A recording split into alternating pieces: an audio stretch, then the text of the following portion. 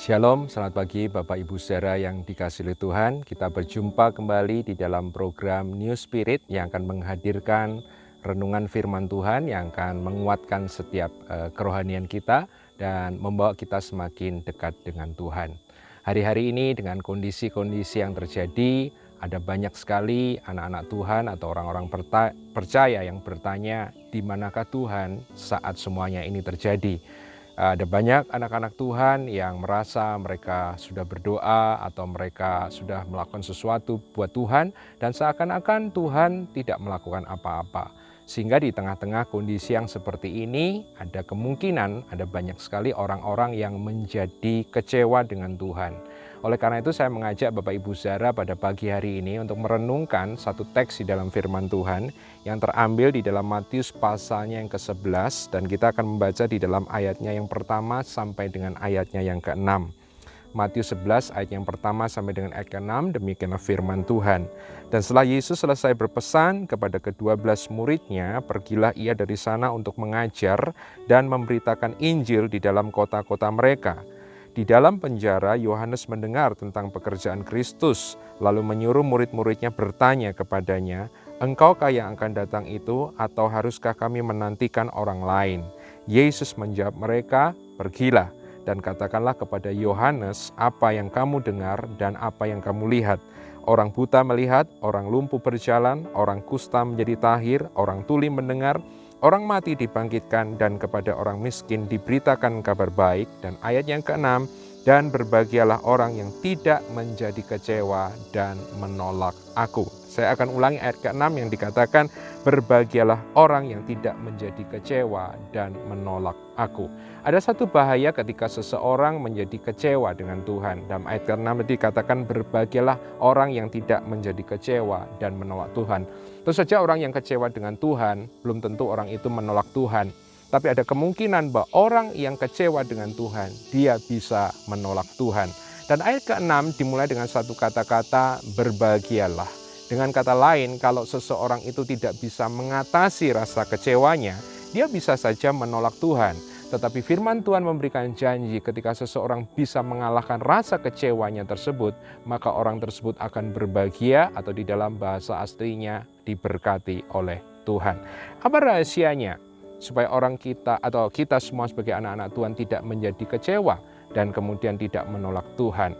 Matius 11 menurut saya adalah sesuatu yang sangat menarik karena Matius 11 menceritakan tentang satu tokoh yang sangat terkenal di dalam perjanjian baru, yaitu Yohanes Pembaptis. Di dalam Alkitab, dalam Injil, kita tentu saja mendapati bahwa Yohanes Pembaptis adalah seseorang yang dikatakan membuka jalan bagi Tuhan. Dia adalah seorang tokoh yang sangat penting.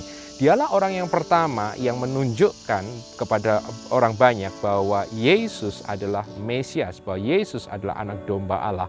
Tetapi justru menarik karena dalam Matius 11, ketika dikatakan di dalam ayat kedua, di dalam penjara Yohanes mendengar tentang pekerjaan Kristus, lalu ia menyuruh murid-muridnya dan mengajukan satu pertanyaan yang menurut saya sangat kontradiktif atau sangat bertentangan dengan apa yang dia lakukan di awal-awal. Dia menyuruh murid-muridnya bertanya dengan satu pertanyaan, "Engkaukah yang akan datang itu, atau haruskah kami menantikan orang lain?" Dengan bahasa yang lebih mudah dimengerti, Yohanes menyuruh murid-muridnya bertanya kepada Yesus, "Engkaukah Mesias itu, ataukah kami harus menantikan sesuatu yang lain?" Bagaimana seseorang yang ada dalam perjanjian baru, seorang yang sangat penting, seorang yang menunjukkan kepada orang lain. Yes, the first evangelist, adalah penginjil pertama yang menunjukkan bahwa Yesus adalah Mesias, justru adalah orang yang pertama yang meragukan apakah Yesus adalah Kristus, apakah Yesus adalah Mesias, apakah Yesus adalah juru selamat itu. Pertanyaannya, mengapa?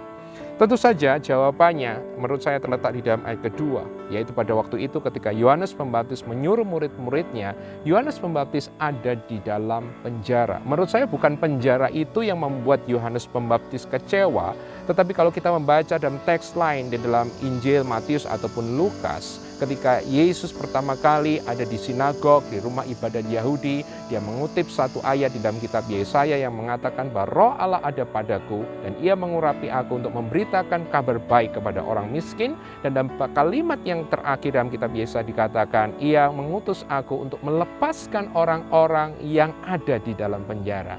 Sehingga ketika kita bisa membaca ini dan membandingkan dengan Matius 11, kita bisa memahami di manakah Yohanes Pembaptis. Yohanes Pembaptis ada di dalam penjara. Apa yang dinubuatkan Yesaya tentang Kristus, Kristus akan melepaskan orang dari dalam penjara. Sehingga dari sini kita bisa memahami kenapa Yohanes Pembaptis kemudian meragukan tentang identitas Yesus sebagai Kristus. Karena saat dia ada di dalam penjara, Yesus tidak melepaskan dia dalam penjara. Bahkan tidak dicatat bahwa Yesus membesuk atau melawat dia di dalam penjara. Ini yang menimbulkan satu pertanyaan yang bisa menghantar kepada kekecewaan. Yang menarik adalah ketika murid-murid Yohanes kemudian mengajukan pertanyaan ini kepada Yesus, Yesus memberi jawab kepada mereka, yaitu di dalam ayat yang keempat. Yesus menjawab mereka, "Pergilah dan katakanlah kepada Yohanes, apa yang kamu dengar dan apa yang kamu lihat. Orang buta melihat, orang lumpuh berjalan, orang kusta menjadi tahir, orang tuli mendengar, orang mati dibangkitkan, dan kepada orang miskin diberitakan kabar baik." Kenapa Yesus menjawab pertanyaan Yohanes Pembaptis dengan cara yang demikian? Kenapa Yesus tidak menjawab dengan pertanyaan, "Ya, aku adalah Mesias," atau "Bukan, aku bukan Mesias." Tapi dia justru memberikan jawaban yang menurut saya agak aneh. Dia mengatakan, "Pergilah dan katakanlah kepada Yohanes apa yang kamu dengar dan apa yang kamu lihat." Tapi kalau kita bisa memahami apa yang dikatakan Yesus, menurut saya ini akan menjadi kunci bagaimana kita bisa mengalahkan kekecewaan. Saya katakan bahwa kekecewaan seringkali terjadi karena kita menilai Tuhan dari apa yang Ia tidak perbuat bagi hidup kita.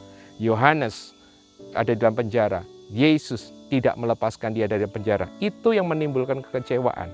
Oleh karena itu Yesus kemudian memberikan jawaban kepada Yohanes lewat murid-muridnya. "Pergilah dan katakanlah kepada Yohanes apa yang kamu dengar dan apa yang kamu lihat." Dengan kata lain, Yesus mengatakan, jangan nilai aku dari apa yang tidak aku lakukan, tapi nilailah aku dari apa yang aku lakukan.